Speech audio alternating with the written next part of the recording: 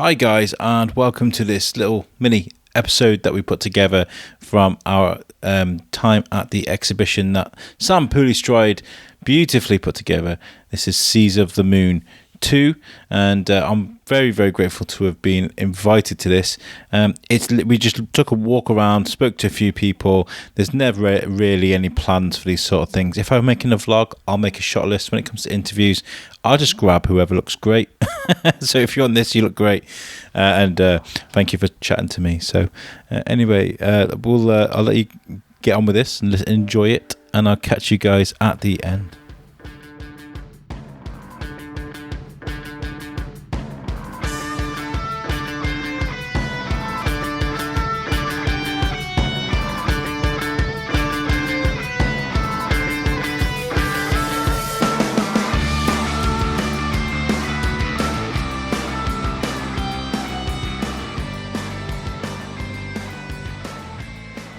Alright guys, how's it going? So we're at Soulton Hall for Sam Pooley-Stride's Seas of the Moon 2. I'm going to get a bit of audio now while there's nobody here. Me and Phil just got here, we're upstairs in the loft. There's beautiful art displayed everywhere. There's some great jazz music, the fire downstairs is burning, you get that beautiful smell, you hear the creaky floors. It's lovely up here. And as I'm walking across the hallway now, there's a light right at the bottom there saying, "It's not what you think." And I think that's perfect to describe Sam's work. I was saying to Phil, I love the way Sam's art really plays with your head a little bit, you know.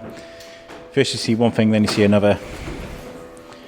What we're going to do is we're going to get 2 or 3, maybe 4 interviews, turn this into a little mini podcast, then we'll release that by itself. We said we'd come here today, we said we'd get some content, and that's what we're going to do. So, don't know who you're going to hear next. Let's just play it by ear, shall we? Might need to duck your head for some bits. Right, we're recording now, and Amy's driving. Remember Amy? Say hi, Amy. Hi, guys. And so we're now in a Jeep going towards the Long Barrow. I'm with Ollie. Say hi. Hello. Yeah. Such enthusiasm, Ollie. Last time we saw each other, we were having a few drinks with Charlie Adlard, right? Yeah. Yeah. You enjoyed that night? Yes, I did. Yes. It was really good, wasn't it? How are you feeling about what you've seen so far, Phil? I'm really enjoying it. It's very beautiful, and especially with the full moon that we've just witnessed, it's bringing it all together. It's a full blood moon as well. So the sacred stones are all lit up now, so everybody can see as we're going past them. The reason I wanted to record this because it's probably going to get really bumpy, and we're in the back of a Defender now that's probably going to be jumping around everywhere. Yeah. And wow, the stones look great, don't they? So we're driving down a bumpy road now. We're still alive. It's fine.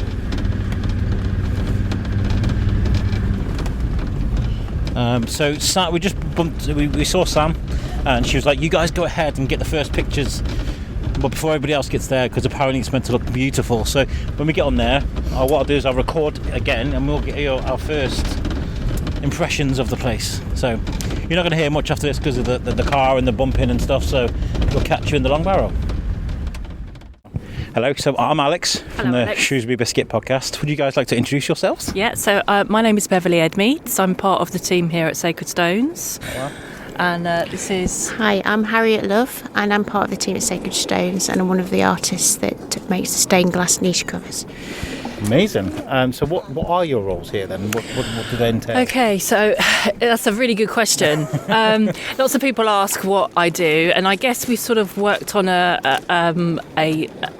name called the Barrow Guardian. And what that means is basically we look after the barrow here in the landscape. We care for it. We also look after the people that are residing in here, so in their memorial spaces, in their urns. And then we work with families really to create these amazing memorial spaces and end-of-life services in this place rather than perhaps at the crematorium or in a church. Fantastic. So can people be cremated and then brought to the barrow? That's the idea of it, yeah? Yeah, absolutely. That's exactly how it works. So often when people people come and visit the Barrow, they're not quite sure what they're coming to visit to start off with. You know, Barrows have an amazing history, and so we get lots of different people that come here. Some that are really interested in sort of the Neolithic Barrows, so the history side of things. And then we've got other people that are just looking for an alternative, really, and trying to find a space that represents them than perhaps the church. Become part of Shropshire as well, you know. Totally. Yeah. This landscape is absolutely stunning, and the Barrow just seems to sit here very, very well. When was this all built? Like, I mean, is it on top of something that was already prehistoric? Or? No, it isn't. I mean, I can't speak to how much sort of the historical side of this. It's Tim Ashton probably is the person to chat to about it, because obviously this is his estate. But certainly there wasn't anything significant in this spot where the Barrow is built. The key thing about when we built it was to have it aligned, so it's aligned to the summer solstice. It's the entrance is aligned to the summer solstice, and then you'll see there's sort of a stained glass door at the back that's aligned to the winter solstice, which is really special. It often echoes how the ancient Neolithic barrows were often aligned to various solstices and various different parts of, you know, the solar system and things. So that's really, really important. Right. But it's also really lovely for, you know, niche owners and the communities of Shropshire to come here, you know, at specific dates and kind of commune together and watch something really special as it's illuminated. Beautiful. It's the first time I've been here. We've got this beautiful blood moon behind us. I know. This is perfect for Sam.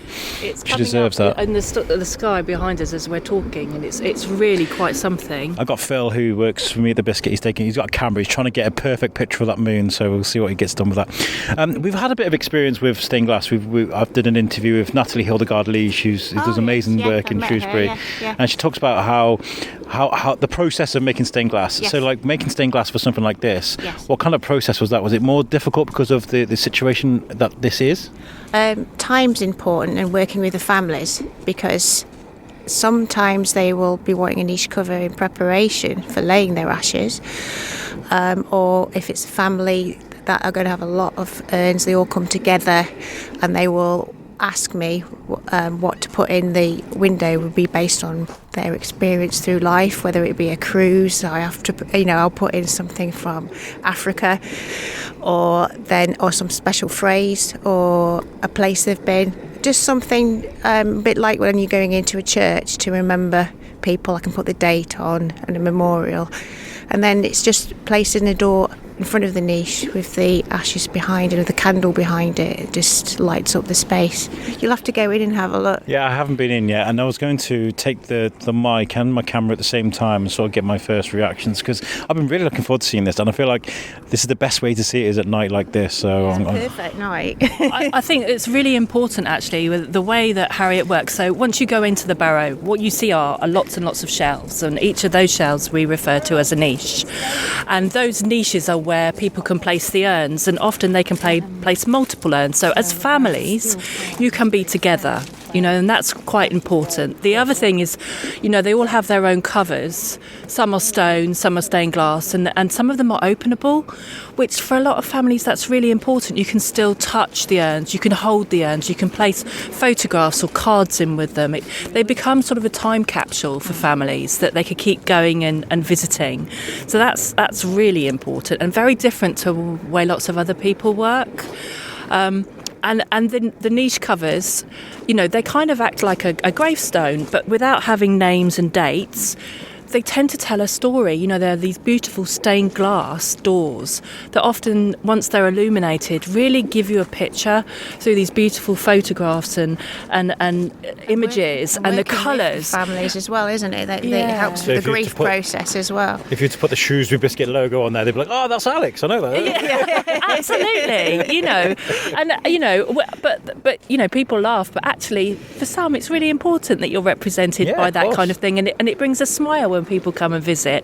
It's a really special space, and it really holds people. It's a very kind of calming, holistic space. People want to spend time in here, you know, not necessarily in a graveyard, or, you know, some people do, and that's great, you know, but others, they don't. But this is a space that you want to keep visiting, and I think that's really important, especially when you're grieving. So beautifully unique and organic as well. It I is. love that about it, you know, it's like, so to explain what the Long Barrow looks like, if you can't see, because we get listeners from all around the world that aren't going to see this. I mean, it's a good place to actually get a visual of this, where people. Yeah, absolutely. So our website is www.sacredstones.co.uk. There's loads and loads of photographs on there. Yeah. There's a big gallery. Well, go there to look at the visuals. But what I'm seeing right now is dark. You got the stone entrance. It looks like there's a doorway carved into a flat stone, and then just earth on top. It looks really nice. Yeah, that's exactly what it's like. So, if you didn't know any different, you would walk past this space thinking it's sort of a hill in the landscape, a very natural hill.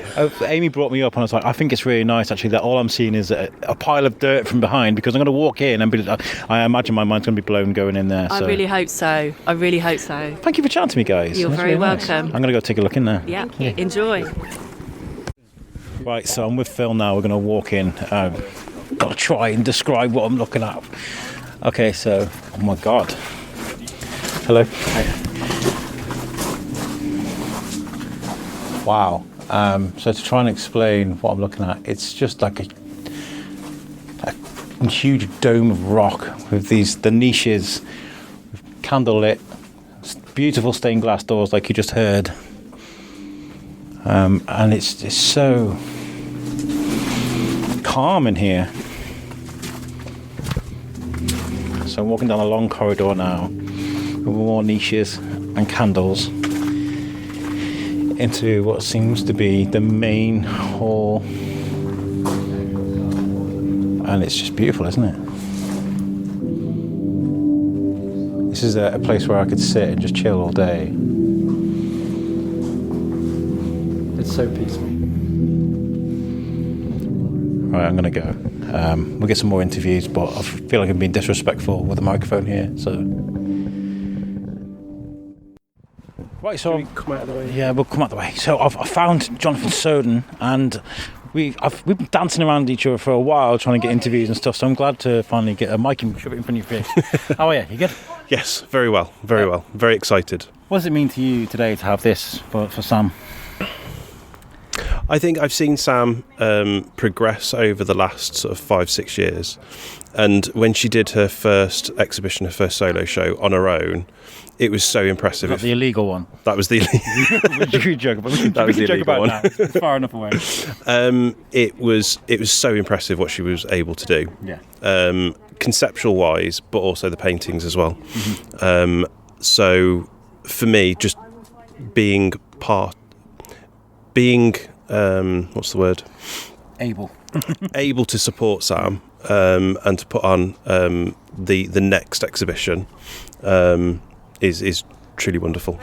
What I love about it is this is so ambitious, but you've pulled it off in such a beautiful way. It's that Long Barrow is perfect. Even the moon came out for you tonight, just to show you that.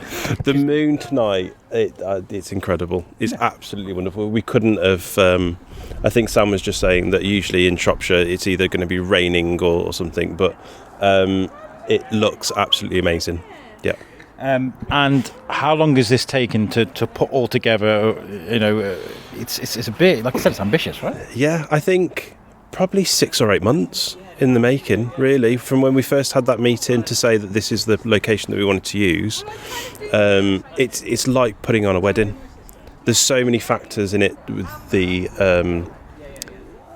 sound installations, the projections, the paintings. I mean, I think there's about 99% of all the paintings are all brand new, and they're all made specifically for this exhibition with the location in mind. So, yeah, it's been a long time. Yeah. And you meet a lot of artists from our local, especially Sam and Doodle Boy. Are you seeing more of these young, and obviously Sam as well? There's lots of artists come out the woodwork. I think Shropshire, like most counties, we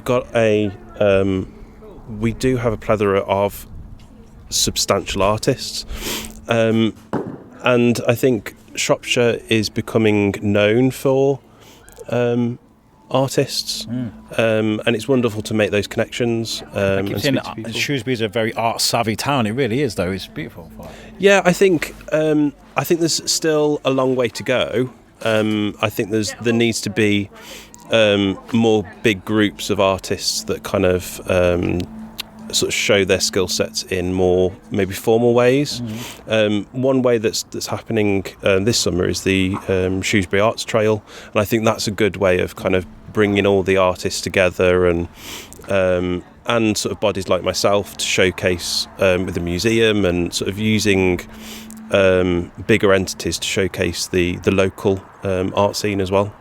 Well, I just want to say thank you for giving people like Sam and local artists a chance to shine, because you do need that license to be able to go out there and just be great at what you do, right? Yeah, and I think Sam is one of those artists. She's an artist. Her personality is an artist. She's fantastic. Yeah. She really is. I'm a huge fan. Thank you for chatting to me today. I'll have to bring some mics. We'll set up in your studio or something. I don't know, and then we'll have a proper chat. Love that. Right? Yeah, love it. Brilliant. Nice to meet you properly. Right, so to the greatest magician in Shropshire for turning a night into something truly magical, Sam Pooley-Stride. How are you? Hi. You good? I'm really emotional, actually. You did it. I but now you're talking to me, I've got really emotional about it. There is the most beautiful full moon tonight, and I can't explain how special it is, because I'm literally sending people into the darkness, into the wilderness, to go and see this special thing, and they're all going, yeah, okay.